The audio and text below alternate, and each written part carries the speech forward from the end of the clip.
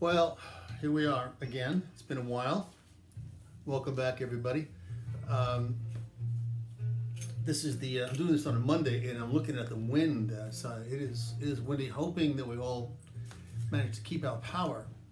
Anyway, I hope all of you are well, keeping well, washing your hands, keeping social distancing, and taking care of each other.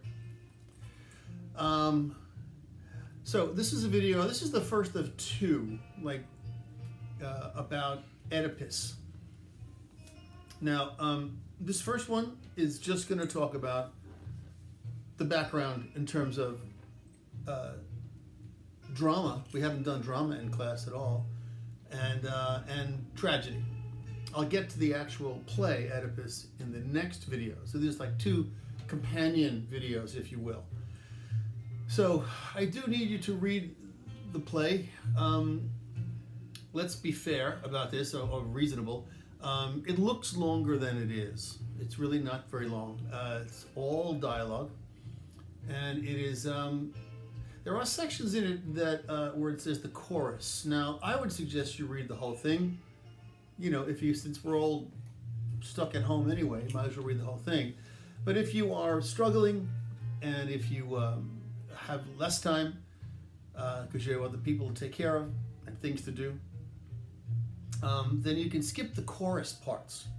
Okay, those are large chunks at the ends of the scenes, sometimes throughout. The purpose of the Greek chorus, by the way, just so you know, was to fill in the blanks as they changed sets. So one act was over, and the actors ran behind to change their costumes and get ready for the next one and set up the whole scene. In the meantime, the chorus would sort of recap what just happened and give you like a trailer for what's going to happen. And it kept it continuous, so the people in the audience weren't bored. Oftentimes you do get little insight from the chorus, but again, if we were in the classroom, this should be easier to do. So again, I recommend it, but if you decide not to, you'll still be able to read and get it anyway. The rest of it is all dialogue. So, first of all, let's just talk about drama. Okay, you might want to write this down. I'll try and talk slowly. Obviously, in the classroom, I'd write this on the board. But drama, we've already read poetry, and we've read prose, which is the short stories. And they're very different styles. Somebody once said, I think I wrote it on the board, that poetry deals with the line, lines of poetry is in verses, and prose deals with sentences and paragraphs.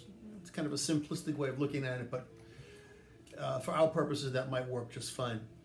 Drama is a different genre, and while everything's important, whether it's poetry or prose or drama, language and what things mean, and symbols and allusion and metaphors and all those things, they all still apply. But the major difference here, and those of you who have been to the theater will know this, or even been to a theater in high school or watched the play in middle school, whatever. Here's the definition of drama, okay? It is, and I'm going to read this, it is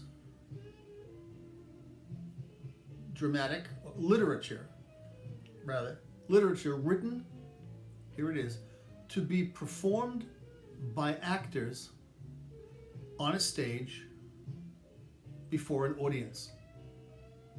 And that's very important because, and some of you are saying, well, of course it is, but if you think about the other kinds of literature that we've looked at, poetry and prose, those things weren't necessarily written to be read aloud.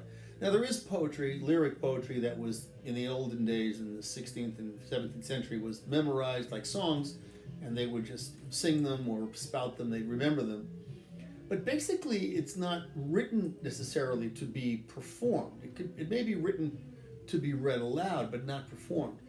And by actors. Poetry was not made to be read by actors. It can be, but it wasn't deliberately or designed to be read by actors. So you have to think about, this is meant to be up on a stage, you're in the audience, and they're on the stage, and they're doing something. And more than ever, more than in prose and poetry, the people you see on the stage are representative of types of people. They sort of symbolize the kind of person they are. So Oedipus is not just Oedipus. He's the guy that represents what he goes through. It's like the poem that we read about the woman who finds the frog in the bathroom. She's just not Hazel. She's every woman who has had a choice to better herself and didn't. So they represent types. So that's the first thing to note, that it's, and you have other terms which, you know, you can use when you're writing your paper.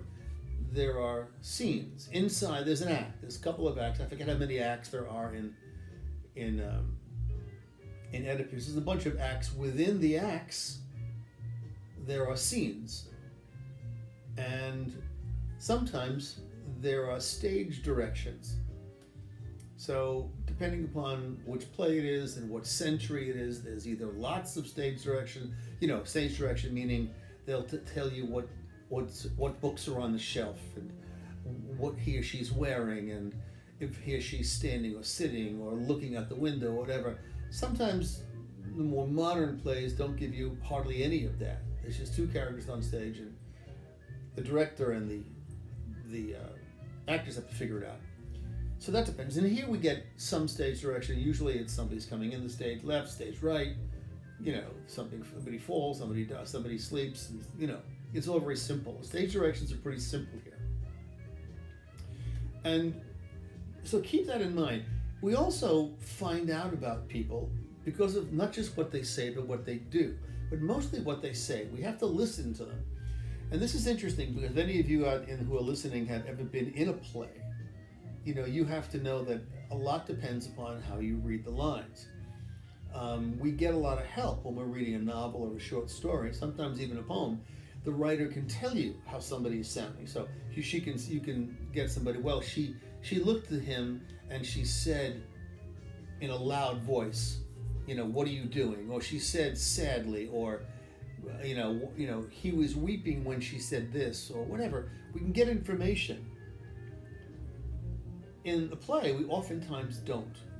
And so we really have to listen closely. It's almost like you are a little director trying to figure out, okay, how is Oedipus's wife supposed to be sounding here? Let me look what's happening. She must be upset, or she's being sarcastic, or she's being whatever. So you need to pay attention to the language. It's not just, you're not just listening to a meme, right? We need to pay attention to the way people sound. Like for instance, right now, I don't sound angry or upset. I sound relaxed. At least I hope I do. But I could change that. Supposing I was a little bit more nervous or I was angry or something, like you could tell just by, you know, the way I'm saying it. So we all also have setting.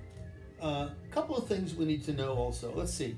So I think that's it. Drama is, again, if you've never been to the theater, as soon as all this pandemic goes away, you should go to theater. Go to Broadway, see a play. It's quite an exciting thing to be part of. It's similar to going to the movies, except they're live, and it's fun. It really is fun. And the difference is that, you know, every play is different. Now, even if you go to see the same play twice in a row, it's a different play. I mean, every night is different. You see the same movie twice, you're actually seeing the same movie. You might be looking at it differently, but the actual performance is the same. But you go to the theater, it's a whole new day. You know, that actor may have a headache or doesn't have a headache or whatever. Is depressed, is happy, had a bad day, had a good day. So we have dialogue. So that's what we have to pay attention to. The other thing to pay attention to is this notion of tragedy. There's a word that has been completely, you know, practically neutered over the centuries. When I say tragedy to you, what do you think of? What's a tragedy? And certainly you can argue the coronavirus is a tragedy. Or before the coronavirus, you know, somebody fender bended your car, that's a tragedy. You spilled some soup on your shirt, there's a tragedy. The definition of tragedy in Greek times has to do with the going from some glorious high level right down to misery and possibly death.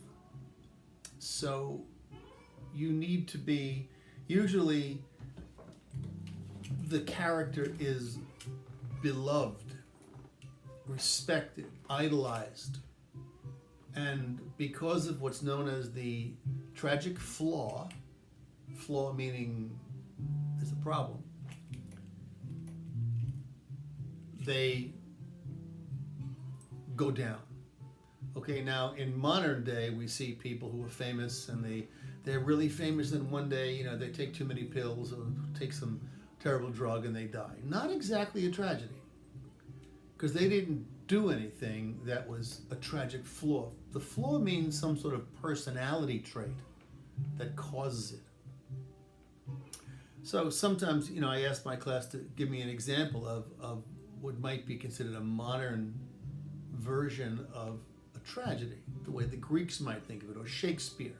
Hamlet was a tragedy, Macbeth is a tragedy, Oedipus is a tragedy. There's lots of tragedies, but they have something in common, that their main character was somebody who was well loved, and because of a personality trait, they fall to their death.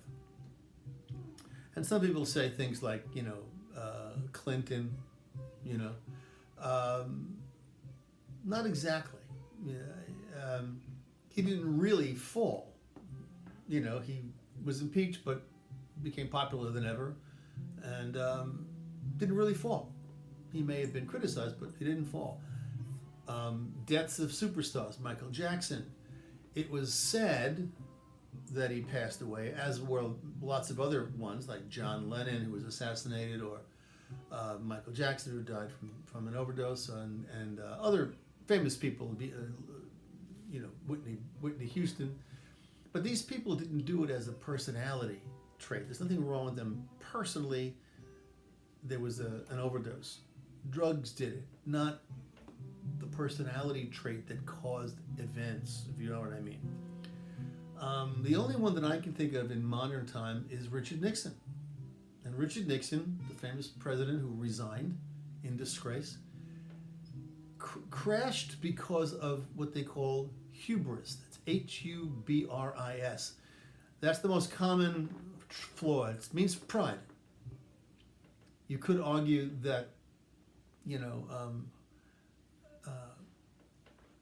who's the famous gangster that Al Pacino plays, Scarface. At the end, he was crazy with hubris and pride, but he really wasn't well liked. He crashes at the end, but he wasn't a well liked figure. He was just a bully. But he was, and you see hubris all the time. The minute a guy in a movie thinks he can't get touched, boom, that's when the pizza guy shoots him, right? So tragedy needs to be that. Oedipus is that. He's the perfect tragic figure.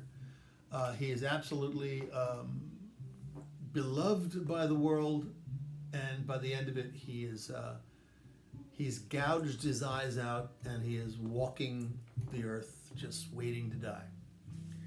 Spoiler alert.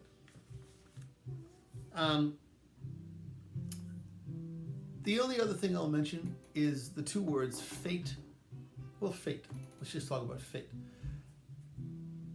In order to read this, you have to understand that the people in the theater and at that time believed in fate, that your life is already sort of set, and you were just going to follow what's been intended for you. Which brings up an interesting idea about free will. How can you be free and have free will if your life is already determined? So you might want to think about that. I would do a little research. There is one character in the play whose name is Tiresias. I'll go over all the characters in the next one. But he's the guy who is the seer, S-E-E-R, the one who can read the signs, you know, who can, like the one who reads the crystal ball, so to speak, who can tell the future or tell something about you, read the tarot cards, whatever they do. In any event, read the play.